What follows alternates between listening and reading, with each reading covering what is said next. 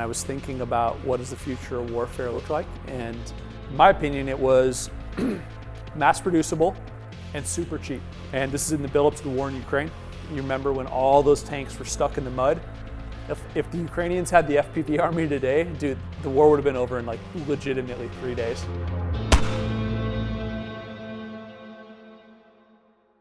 I'm Jake Chapman, Managing Director of Marque Ventures, and this is the Bullets and Beans podcast, where we talk to allocators, investors, founders, government civilians, and DoD employees who are investing their precious time, capital, and resources in U.S. national security. This is our opportunity to hear their stories.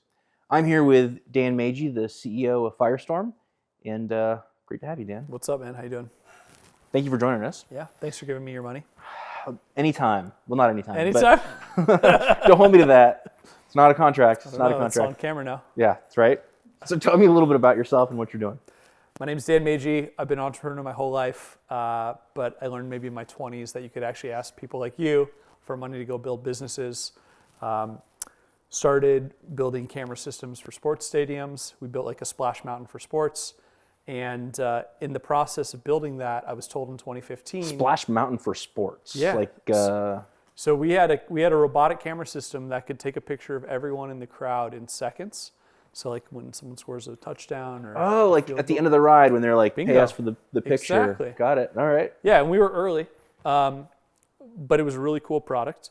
And we kind of became known as like tech guys in the sports world. And so at the end of 2015, when ISIS started using drones in Iraq, all the stadium operators got a warning that said, drones are being weaponized, you should watch out. So in 1 month, 6 sports stadiums told me they had a problem with drones. And I was like, oh, wow, if you tell me this, you have the same problem 6 times, maybe we should start a business to stop it. And so we started Citadel, which is a counter-UAS company. Naval Special Warfare found it in 2016, ran a bunch of tests on it, took it to Iraq and Syria, and then we worked hand in hand with them. What was the modality? Were you shooting things down, firing nets? We're an RF-based jammer. Got it. Okay. And what was special about what we could do is we could bring That's become down, quite the thing, you know. And, I know. And the Citadel lives on is Titan, which is a program of record. Blue Halo bought it, and now it lives at AeroVironment, or it will in June or whenever the transaction closes. Gross. I know. Not sponsored by AeroVironment. TM. But yeah, we basically had this thing we called the Hunter algorithm where we could detect signals that were coming in that were new. So you'd have like all your off-the-shelf stuff, but then we'd also have an ability to like maybe take an educated guess at something that wasn't there. So we learned to sell to the government by like literally getting punched in the face every single day for 5 years. The company ended up getting acquired at the very end of 21. I told my wife I wasn't going to do anything for 6 months, and I lasted 6 weeks, and we started Firestorm. You got a puppy somewhere in there. I did. I got a big St. Bernard puppy. Yep. He's a great guy, Walter. So I was walking Walter, I don't know, like 10 miles a day, and I was thinking about what does the future of warfare look like, and in my opinion, it was mass producible and super cheap. And this is in the build up to the war in Ukraine. You remember when all those tanks were stuck in the mud? If the Ukrainians had the FPV army today, dude, the war would have been over in like legitimately 3 days. Or an A-10. Or one A-10. Yeah. And so that was kind of the genesis, right? It was a begrudging respect for ISIS for how they used like off-the-shelf DJI drones quite effectively to fight the U.S. forces to a standstill in northern Iraq and Syria. And then it was, how do we then mass produce that and give it to our partner force? So like the actual mission statement for the company is to democratize the sky. We have not changed that mission statement from day one. And so my whole vision here is, one, you should not buy like 10 different drones to accomplish like 10 different missions. You should buy 1 or 2 drones to do all 10 of those missions. So we've built a propulsion modular and a payload modular drone. That's a hero product we call the Tempest. And then as we kind of got into this industry and started peeling back the onion, we discovered what the actual bigger problem in the DoD is, and that is manufacturing. And so specifically, we got a call from an Army group. Which has become, I would say, a consensus opinion now. But 2 years ago, it was not. We were way early, man. Yeah. Yeah, and that's because I'll just throw some numbers out here, right? China ordered 1 million loitering munitions. Those will be delivered in 2027. Every single month, the Ukrainians and the Russians use 300,000 drones, okay? And the US DoD ordered 3,500 systems for both Replicator and Hellscape, which are the two plans to defend Taiwan. We'll bleep out Hellscape. The strike through. Just kidding. We can say that now. We can say that. As soon as Paparo said it, then everyone could say it, right? Although the Navy people actually won't say it. Oh, he should. I guess he wasn't supposed to say it, and like they've all. Correct. Yeah. But I thought now that it's open source, it's free range, right? So we have a manufacturing problem, right? Yep. And how we solve that is we use additive manufacturing. We can set up lines in literally like 3 to 4 weeks, and we can pump out these Tempest drones. But the second hero product we're building is called the XL. And we've spent millions of dollars to figure out how do you put 3D printers, not little shitty box 3D printers like a Bamboo, which by the way is made in China and sends its data back every single night, and yet they're all over American military bases. We use big industrial 3D printers. We figured out a way to put it into a 20-foot container. And so we can move that anywhere in the world and within 2 hours set up an industrial grade manufacturing facility. So that's the second hero product. So right, we have the modular drone.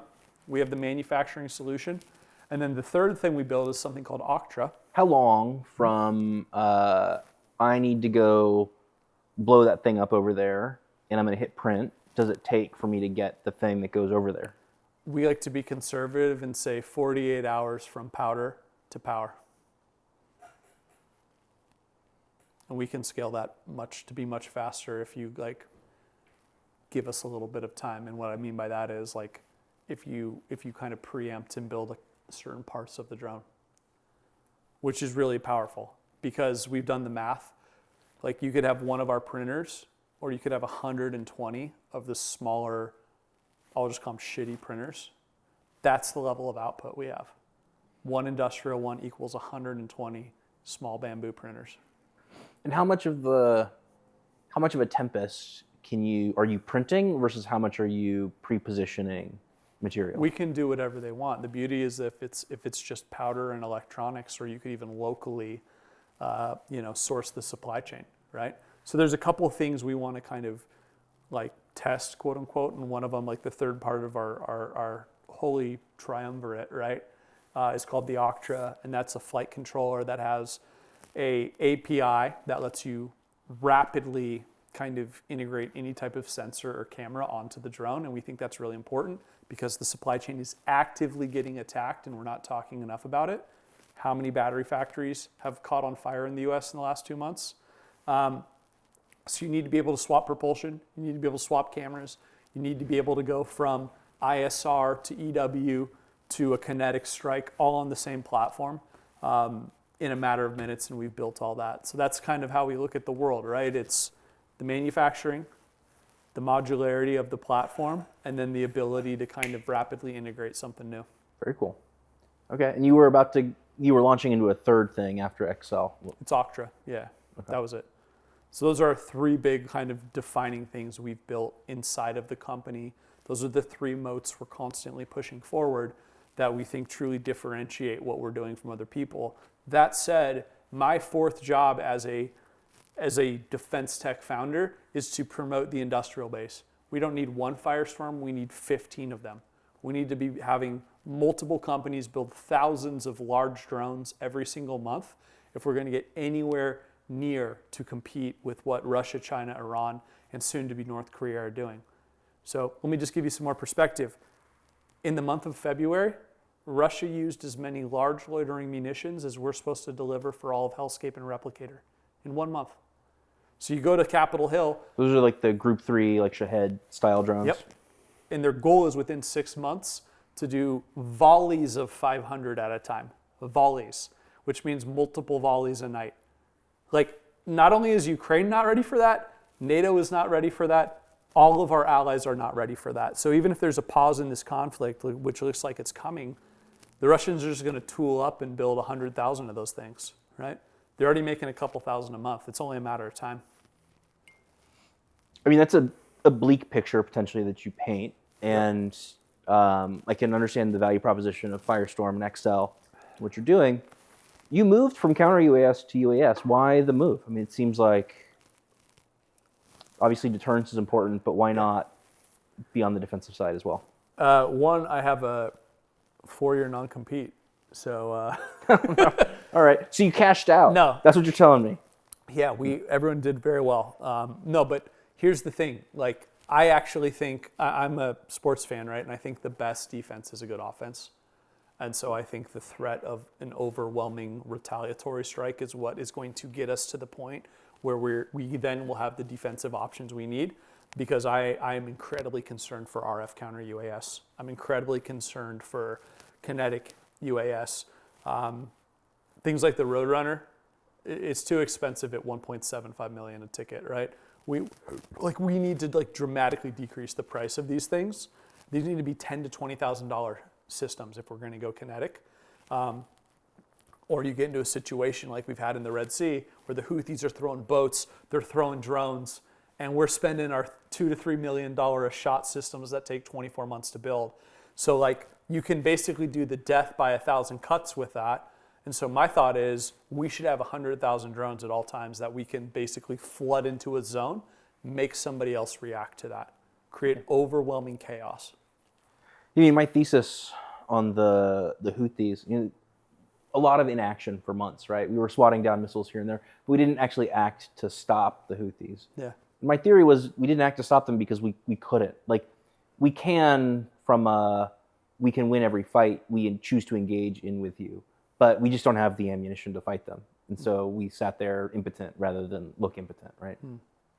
I mean, and they knocked out 11, 10, were they Reapers or Predators? I forget. Preds, I think? Yeah, a whole bunch of the MQ-9s, right? MQ-9s, exactly. So sunk a half dozen cargo vessels. I've heard it's a lot more than that. Nobody's talking about it anymore, but I assume all the ships are just being rerouted. It's not that the Houthis have given up. Yeah, it's my guess too. Yeah. And I mean, you could look at it, the conspiracy theorist in you is the Wall Street Journal's openly said Russia was giving the Houthis targeting data for commercial fishing. The Chinese have said they had a special beacon or radio channel they were using to make sure the Houthis didn't attack their boats. So it's okay, you're going to use all your super expensive counter drone stuff to knock out $50,000, basically lawnmowers flying in the sky, and then a bunch of Pangas, being radio controlled into these boats. Why are you spending? Why are you having the U.S. expend all its systems? You getting ready for Taiwan? Looks like it to me. Yep. Yeah. All right. So, building interesting things. We're in the UAS world. As a founder, most of the folks we talk to are investors, but you're an investor too, right? You've got capital that we give to you, other investors give to you, and you've got to figure out how to deploy it. You also have to invest your time, focus on the right markets. How do you make those decisions? Where are you investing for the next year? What should we expect to see? We're calling it the tsunami of technology. And what we mean by that is you're going to see a bunch of new products come out from the Firestorm kind of family, as well as we're building Excel into a platform. So you'll see dozens of companies that we are now doing co-manufacturing for, because we think that is the future. It's not just a one-trick pony on what we build. We think that there's even, we'll call it non-offensive or defensive capabilities, but things that the military uses, parts, medical products, they all can come out of this mobile manufacturing cell. We're doubling and tripling down on that. And I'll just say the response from customers is quite strong. Would you become a lead systems integrator potentially? Is that kind of the direction you're going? Yeah, I mean, if the opportunity's there, I mean, we've started about 50 different integrations. I think honestly, we've probably completed half of those. But we have basically a matrix of any type of capability we could put on our drone, and we're prioritizing the ones based on how it performs in contested, we'll call it EMI environments. How's it doing in Ukraine, right? Yep. We got a lot of friends over there. And then also what customers are saying we would prefer for you to prioritize. So you kind of have the A list and then you have like the B, C, D list. But I'll just tell you, some of the people that were a B or C last year, their technology's working super well, so then they move into the A. So that's really where the Octra becomes super important.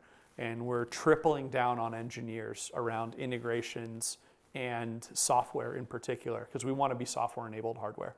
Yep, I think very smart move. All right, so we'll just do 2 more questions. These are sort of quick and easy ones. Number 1, what's your favorite morning beverage? My favorite morning beverage? Got a good story for you. So one of my fraternity brothers from college, tech guy, right, San Francisco, went through Y Combinator, they built a company, sold it to Pinterest. Second company, because he was bored, they started an NFT marketplace. The whole marketplace collapsed, so they had a bunch of capital. They pivoted a bunch of times, and then they actually started a company called Superroot. It's a ginger-based morning beverage that is supposed to replace caffeine. It is spectacular. I drink it every morning now. I can send you a couple bags of it. It is unbelievable. And it gets me going, and I do not crash in the middle of the day like I normally do when I have like 4 espressos. Interesting. We are now sponsored by Superroot. Superroot. Superroot. I mean, this is Marque in Jefferson's Ocean bourbon. Trademark. Trademark. What's your favorite morning beverage, bro? Coffee, man. I drink coffee. I have at least 3, maybe 4 cups. So I drink coffee from like 8 to 2. 2? If you do 2:10, are you in trouble? No. Where's your line? Probably like 3 or 4. Damn. But I'm just not interested in like drinking a hot beverage like late in the day like that. I want to move over to. Have you heard of this phrase called a latte dad? No. It's very Scandinavian. I guess it's like dads that get off work early to have like a coffee at 3 or 4 when their kids get out of school. And then they take care of the kids. I think it's a lovely. I know, man. What are we doing? Trying to solve all the problems of the world. Yeah, that is a great question. I'm a latte dog dad, I guess, except I don't have a latte, but I've got to take my dog to the dog park right around that time of the day. But if I could take a latte there, I would. It's just then you're getting mean mugged by all the dogs who see you eating something and drinking something. They're jealous. Do you think Scandinavia is going to build nuclear weapons? Maybe they should. I was just Macron's talking about like being the new nuclear guarantor, and I don't think you can trust the French. I think it's great as like a stopgap, but like someone else has to proliferate. I mean, I think it'll be like Poland or Estonia or somebody. Right? The Balkans are very tech forward. They can probably do it. But Poland has got the budget and the wherewithal. Do you think Ukraine? I think Ukraine's building a nuclear program right now. It's probably easier to build like a chemical weapons program than a nuclear program. But weren't they the nuclear engineers for the USSR in the old days? Yeah. They and like some of the like best aircraft manufacturers. And right. They were really tech forward. But do they have the talent, the expertise? Has it stayed? That's what I'm asking. I mean, it'd be a really interesting case study for where'd you get your uranium, boys? Yeah, that's an interesting question. I certainly think if things go sideways, one or all of Japan, South Korea, Taiwan are interested in nuclearizing. Taiwan is challenging because they probably feel like if any hint of word gets out of them doing it, it's like an instant trigger. Yeah. But South Korea and Japan, I think, a lot of incentive for them to do it. If they feel like the U.S. protective umbrella is going to get pulled out from under them. Yeah. Interesting question. All right. We should have like a whole separate geopolitics discussion because that's like where I really like to nerd out. But the last question is one of our favorite discussions that we often have. Okay. I'm going to ask you about a book recommendation, but this is not like the latest sci-fi you like. This is what is a book that you recommend to everybody and has changed the way you think about the world. Could be sci-fi. White Sun War by Mick Ryan. No, that's a good choice. Okay. Mick Ryan was a brigadier general in Australia. And barely counts as a general. Yeah, sorry. It's like a lieutenant colonel. I don't fucking equivalent. Sorry. Do we have like a multi-country ranking where we can be like stack them? All right. So here's why Mick Ryan's important, right? Mick Ryan basically convinced the Australian military that the way in which you were thinking of what to do for the next 10 years would be wrong because China is the existential threat to everything they do. So he got them to rip up their doctrine and basically build one that was long-range strike and robotic-centric. And what he's done as well that I really think is important is he now writes fiction / semi-fiction books. So my book recommendation is a Mick Ryan book. It's called The White Sun War. It is about what war looks like in Taiwan in 27 or 28. And it's basically Ukraine on steroids. It's a great book. Short read. Everyone should read it. Yep. That changed how I thought of everything, right? Everything is jammed. Anytime you turn on any type of signal, they're going to hit you. It is robot on robot with humans taking a bunch of L's as well. But you know me. I read a lot of books, so that's the one I'd say I'd recommend for everyone kind of listening to what we're doing right now. Awesome. Appreciate it, man. Yeah. Thanks for coming out and having this conversation. We'll do it again.